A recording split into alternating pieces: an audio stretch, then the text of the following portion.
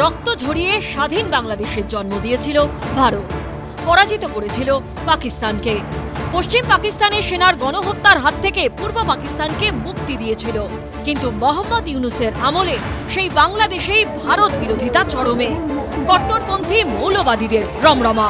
শান্তিতে নোবেল জয়ীর মদতেই অশান্ত হয়ে উঠছে পরিস্থিতি। ঢাকায় তৎপরতা বাড়াচ্ছে পাকিস্তানি সেনা ও পাক গুপ্তচর সংস্থা ISI।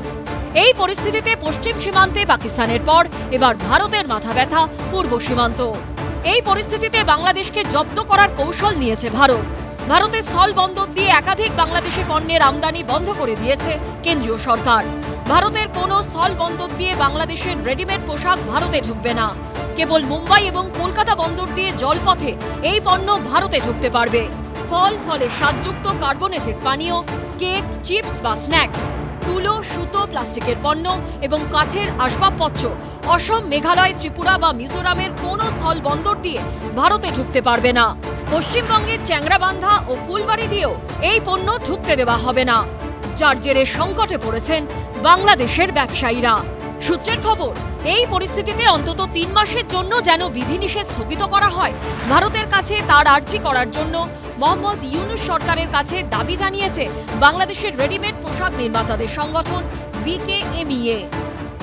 যে সিদ্ধান্তগুলো ভারত সরকারকে নিতে হলো, বাধ্য হয়ে নিতে হয়েছে, তারা যে এতদিন ধরে তারা দেখেছেন এবং দেখতে দেখতে এমন একটা সীমায় গিয়েছে বিষয়টা যে এই মুহূর্তে তাদেরকেও বোঝানো দরকার যে প্রত্যেক কিছুরই একটা সীমানা থাকে।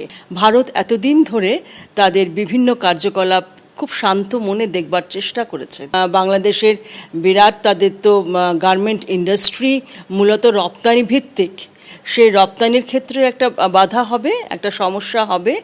জলপাইগুড়ির ফুলবাড়ি স্থলবন্দরের মাধ্যমে বাংলাদেশ থেকে ভারতে দিনে প্রায় 40টি ট্রাক ঢুকত। তার মধ্যে বাংলাদেশ থেকে ভারতে আসত তুলো, কাপড়, আলু, বিস্কুট, জুস জাতীয় পণ্য।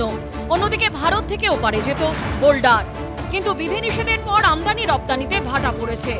একই ছবি ধরা পড়েছে কোচবিহারের চ্যাংরাবান্ধা স্থল বন্দরেও। পড়শি রাজ্য ত্রিপুরা 6টি স্থল বন্দর, আগরতলা, শ্রীমন্তপুর, বহুরীঘাট, সাবরুম, মনুল অ্যান্ড কাস্টমস, রাঘনা দিয়ে এর আগে আমদানি রপ্তানি চলত ভারত বাংলাদেশে।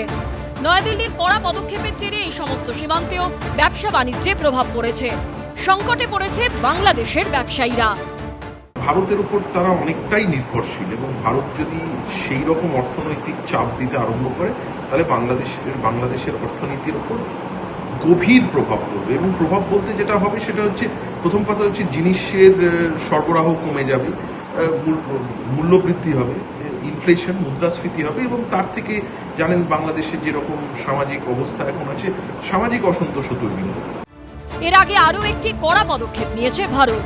সিদ্ধান্ত নেওয়া হয়েছে তৃতীয় কোনো দেশে বাংলাদেশি পণ্য রপ্তানি করতে ব্যবহার করা যাবে না ভারতের কোনো বন্দর বা বিমানবন্দরের শুল্ক কেন্দ্র। অর্থাৎ বাংলাদেশকে কার্যত বাণিজ্য বয়কট করে ইউনূসের উপর চাপ তৈরি করছে নয়াদিল্লি। শিবাশিস মৌলিক ও কৃষ্ণেন্দু অধিকারীর রিপোর্ট, ABP আনন্দ।